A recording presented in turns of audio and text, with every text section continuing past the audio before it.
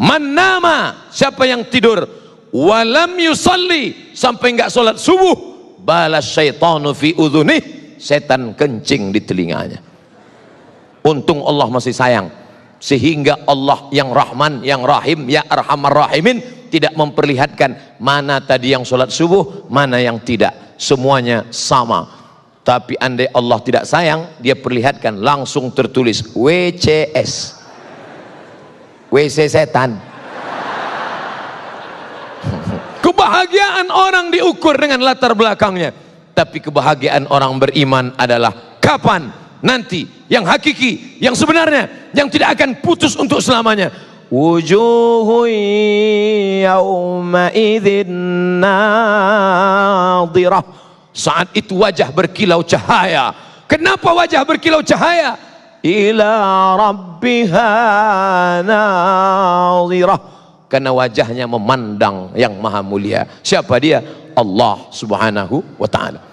Jamaah ngirim WA ke saya, Ustadz, saya lihat wajah Ustadz berkilau cahaya. Kenapa ya Ustadz? Engkau tidak tahu ada 6 lampu di depan. Menuju kebahagiaan yang hakiki. Bersatu, kitalah yang paling mungkin untuk bersatu. Kenapa demikian? Pertama, Tuhannya berapa? Qul huwallahu ahad. Tentu kelanjutan itu hafal semua. Allahus samad. Qul huwallahu ahad, Allah esa, tunggal, tidak berbilang. Labbaik Allahumma labbaik, labbaika la syarika laka labbaik. Tidak ada sekutu bagimu, Allah saja, tidak ada yang lain. Allahnya satu, kiblatnya berapa kiblatnya? Satu. Fawalli wajhaka syatral masjidil haram. Bahasa yang dipakai dalam sholat berapa? Satu. Ada orang sholat pakai bahasa selain Arab? Tidak ada. Kalau ada, berarti dia sudah masuk penistaan agama. Tidak boleh. Lalu kemudian kiblat satu, Allah satu, Sayyidul Anbiya wal Mursalin, Nabi Muhammad sallallahu alaihi wasallam. La nabiyya ba'dah. Tidak ada lagi nabi sesudah itu. Ada nabi susulan. Nabi KW 1. Gak bisa. Tapi cerdasnya bapak-bapak kepolisian, yang ngaku Nabi ditangkap, yang ngaku Jibril pun ditangkap, dikonfrontir. Kamu ngaku Jibril? Iya. Kamu ngaku Nabi? Iya. Nabi dapat wahyu dari siapa? Dari Jibril. Jibril pernah ngasih wahyu ke Nabi? Enggak. Nabi pernah dapat wahyu dari Jibril? Enggak. Tangkap. Oleh sebab itu maka amat sangat mungkin kita bersatu. Jerman pakai bahasa Jerman, Prancis pakai bahasa Prancis, Portugis pakai bahasa Portugal.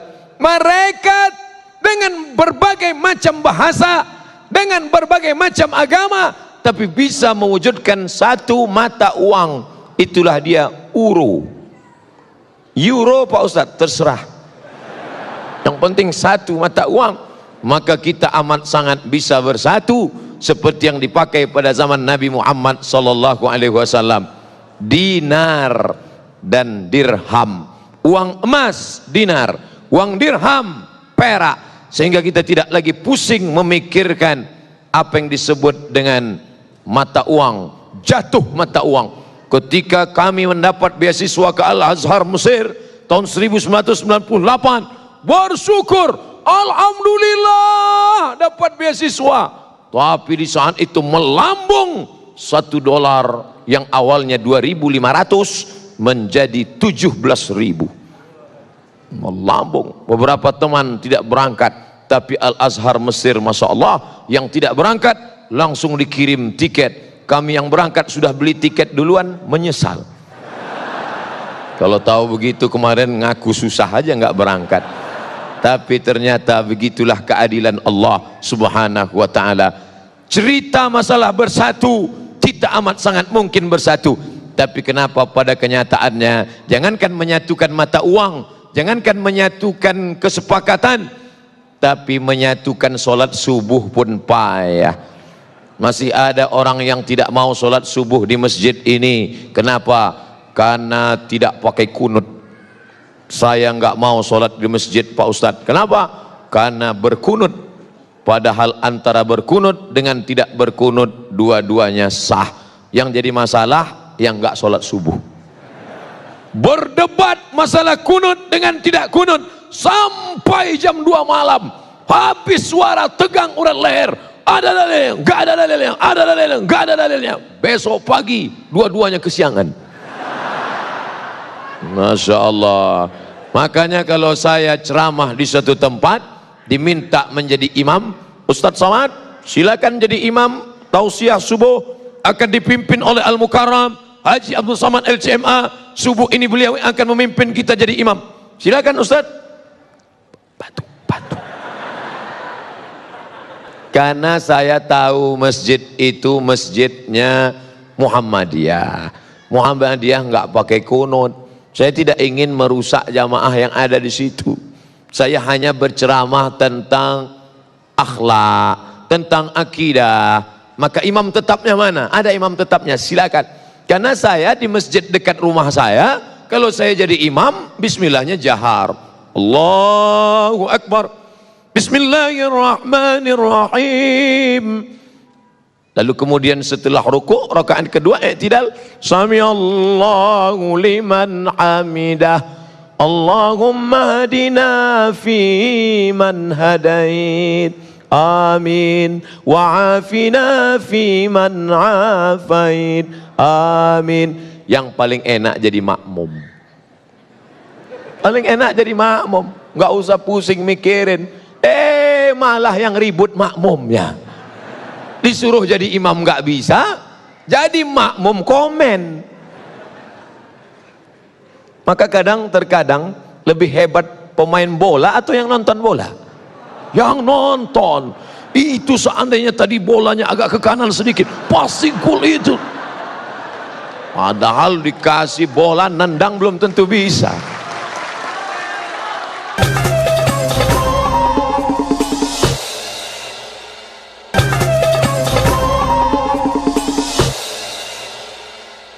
Nabinya kan satu. Iya. Loh, kok bisa ada mazhab Hanafi, ada mazhab Maliki, ada mazhab Syafi'i, ada mazhab Hambali? Riwayatnya banyak, Mas. Saya nggak mau ikut Imam Syafi'i, saya nggak mau ikut Imam Hanafi, saya nggak mau ikut Imam Maliki. Saya maunya langsung kepada Sahih Al-Bukhari. Langsung aja ke Sahih Bukhari. Oh gitu ya? Iya. Jadi Sahih Bukhari itu siapa yang punya? Pokoknya Bukhari. Bukhari itu nama kampung, namanya Bukhara.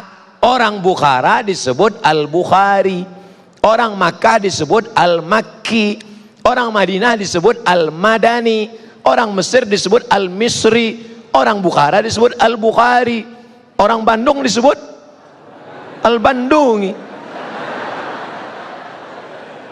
Nah, itu nama negeri asalnya. Sedangkan nama dia Muhammad bin Ismail bin Ibrahim bin Al-Mughirah bin Bardisbah Al-Bukhari. Dia punya guru. Siapa nama gurunya? Ahmad bin Hambal. Meninggal 241. Ahmad bin Hambal punya guru. Siapa gurunya? Muhammad bin Idris Asy-Syafi'i. Imam Syafi'i. Syafi'i punya guru. Siapa namanya? Imam Malik bin Anas Maliki. Itu artinya kamu sama dengan mengatakan saya maunya ikut Ustadz Somad, nggak mau ikut Habib Ahmad Al-Kaf. Padahal Abdul Somad banyak belajar dari Habib Ahmad Al-Kaf. Kapan Ustadz belajar? Dari TV One. Saya nggak punya sanad langsung. Alhamdulillah dipertemukan Allah, bisa berjumpa, bisa bertatap muka. Selama ini hanya melihat beliau saja, hanya mendengarkan tausiahnya. Itulah gunanya silaturahim di alam nyata, jangan hanya di alam gaib terus. Ternyata Imam Bukhari berguru kepada Imam Ahmad bin Hambali, berguru kepada Muhammad bin Idris Asy-Syafi'i, berguru kepada Malik bin Anas Maliki. Mereka punya silsilah ke atas. Oh, bulan. Maka kita mesti belajar. Saya nggak mau ikut ulama, saya maunya langsung ke Quran, baca Quran langsung. Ulama ini manusia, mungkin saja salah, mungkin saja keliru. Ngapain ikut ulama? Saya mau langsungnya ke Quran saja. Buka Quran kamu, coba baca ayat. Fi qulubihim maradun. Apa artinya? Sebentar ya Ustaz, saya lihat terjemah dulu. Yang nerjemah itu siapa? Ulama, Kementerian Agama, Departemen Agama, disusun oleh para ulama. Tapi katanya nggak mau ikut ulama, kecuali yang ini. Kita semua ngikut ulama, betul? Yang nggak boleh itu hanya mazhab Syafi'i saja yang benar, lain daripada ini salah, masuk neraka jahanam. Surga itu isinya saya, istri saya, mertua saya, guru saya. Lawang surga itu luas sekali. Wasari'u ila maghfiratin min rabbikum, bersegeralah pada ampunan Rabbmu. Wa jannatin, surga, arduhas samawat, luasnya seluas langit, wal ard, seluas bumi. Langit tak terbatas, bumi 7 lapis ke bawah, lebih luas lagi surga. Surga luas sekali, ngapain kamu kapling? Yang penting passwordnya sama, asyhadu an la ilaha illallah wa asyhadu anna muhammadan rasulullah. Saya satu majelis dengan Habib Syekh, majelis solawatan. Habib Syekh solawat, saya tausiah. Habis itu Habib Syekh di sela-sela solawat, beliau tausiah pendek. Saya ingat ucapan Habib Syekh, apa kata beliau?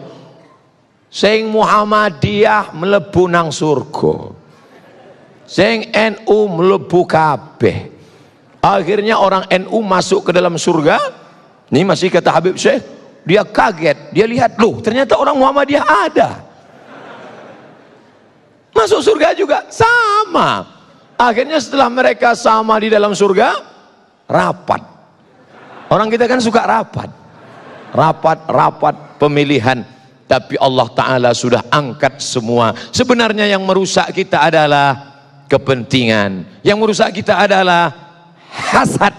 Makanya kita minta jauhkan. Wa min syarri hasidin idza hasad.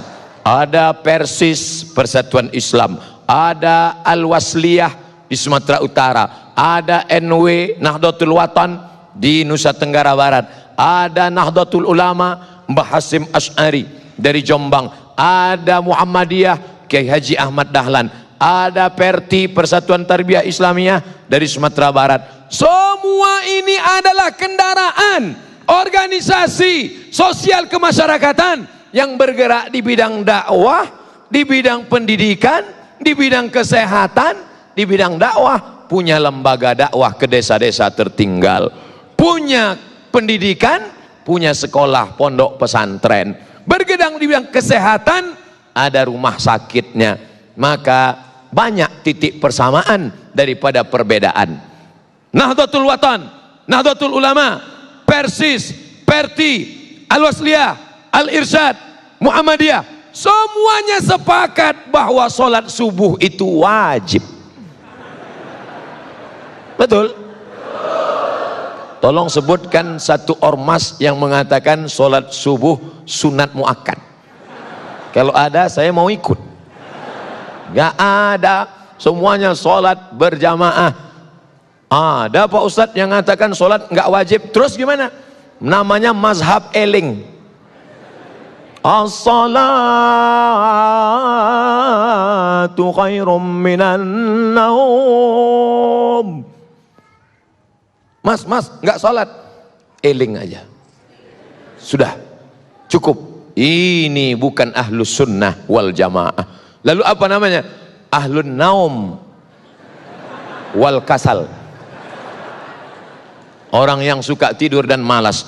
Man nama, siapa yang tidur walam yusalli, sampai enggak sholat subuh, balas syaitanu fi udhunih, setan kencing di telinganya. Untung Allah masih sayang, sehingga Allah yang Rahman, yang Rahim, ya Arhamar Rahimin tidak memperlihatkan mana tadi yang sholat subuh, mana yang tidak, semuanya sama. Tapi andai Allah tidak sayang, dia perlihatkan langsung tertulis WCS, WC setan. Sedangkan WC manusia aja bau setan, apalagi WC setan. Nggak mungkin bau manusia. Ustadz dari tadi kok mandangnya ke sana, mandangnya ke sana. Kenapa tidak melihat ke depan? Saya takut terjadi fitnah. Padahal ceramahnya tidak tentang sedih. Kenapa dikasih tisu? Rupanya keringat. Oh, baru saya tahu. Allahu Akbar itu diteriakkan waktu mau perang, bukan waktu ustadz ngelap keringat.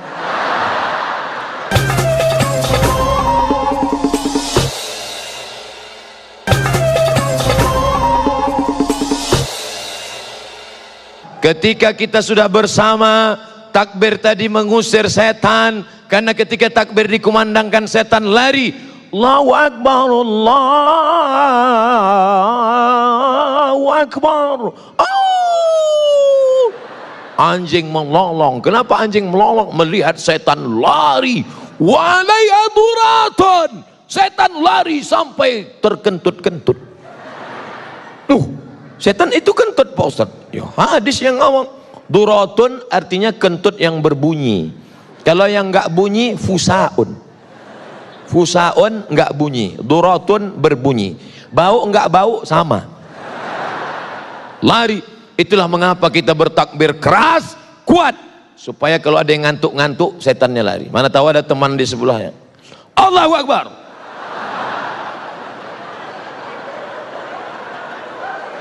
Allahu Akbar. Lari setan. Mana ada ustadz baca ruqyah pelan-pelan. Allahu la ilaha illa huwal hayyul qayyum la ta'khudhuhu sinatun wa la naum. Bacanya kuat. Allahu la ilaha illa huwal hayyul qayyum la ta'khudhuhu sinatun wa la naum. Inna syaitan, sesungguhnya setan, qad ya'isa an ya'budahul musallun. Setan sudah putus asa menggoda orang yang sholat. Kalau setan melihat orang sholat, dia tidak lagi goda orang itu. Hai orang yang sholat, sembah aku. Hai orang yang sholat, sembah aku. Hai orang yang sholat, sembah aku. Qad ya'isa, dia sudah putus asa. Lalu orang yang sholat itu dia goda apa? Walakin fit tahrish, dimasukkannya ke dalam hati orang yang sholat itu berikhtilaf, berkelahi, bertikai, berkonflik, permusuhan di dalam hati orang yang sholat. Betul? Jangan heran satu masjid, satu shop. Kenapa satu shop? Memang masjid itu nggak pernah lebih dari satu shop. Satu masjid, imamnya sama, shopnya sama, tapi kelahi. Orang kalau mau masuk masjid itu langsung sholat.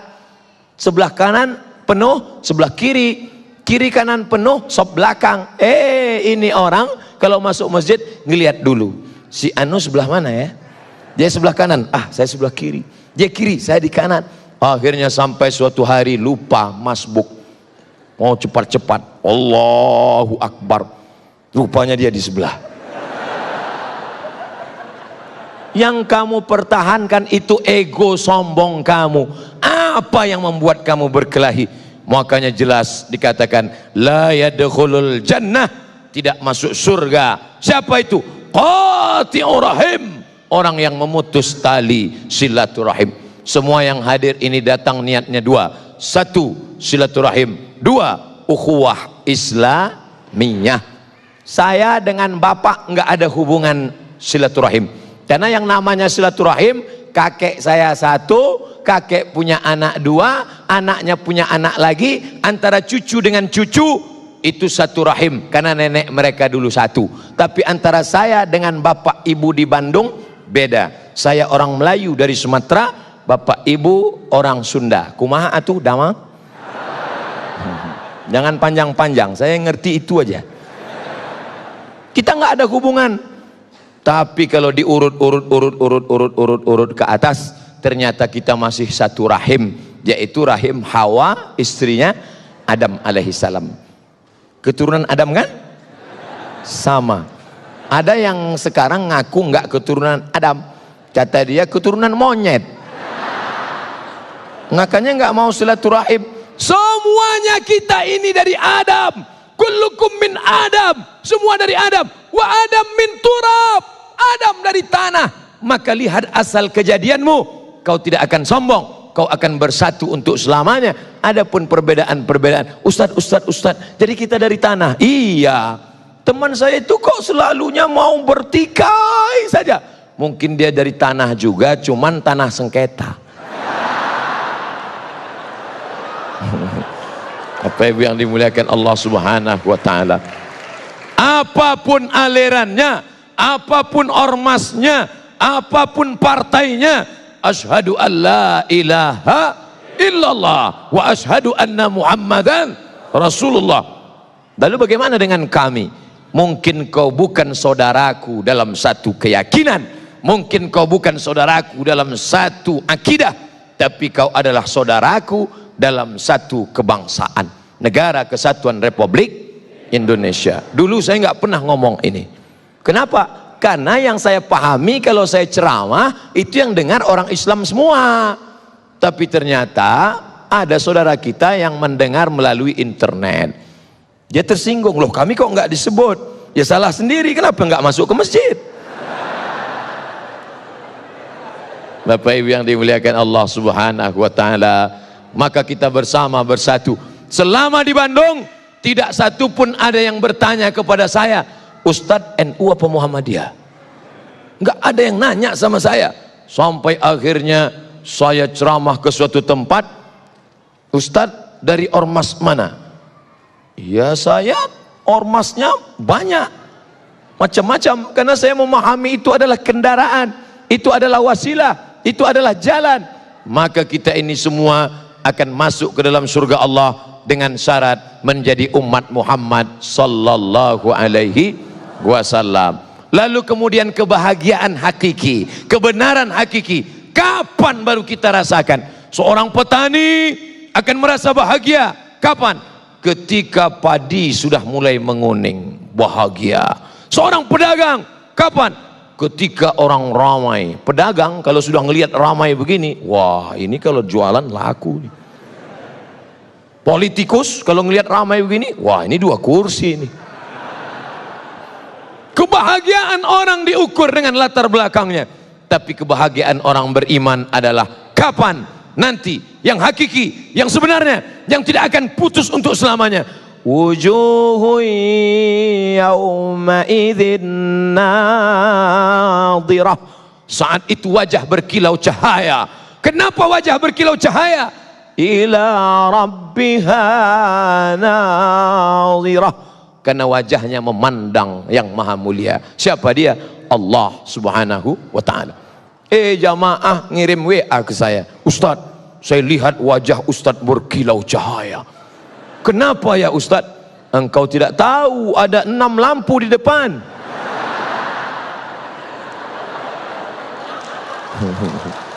Bapak Ibu yang dimuliakan Allah, para pemirsa TV One dimanapun berada, maka kita akan bersatu untuk selamanya. Itu yang dikatakan Syekh Abdul Halim Mahmud, Syekhul Azhar, Grand Syekh Al-Azhar tahun 70-an. Apa kata Grand Syekh Al-Azhar?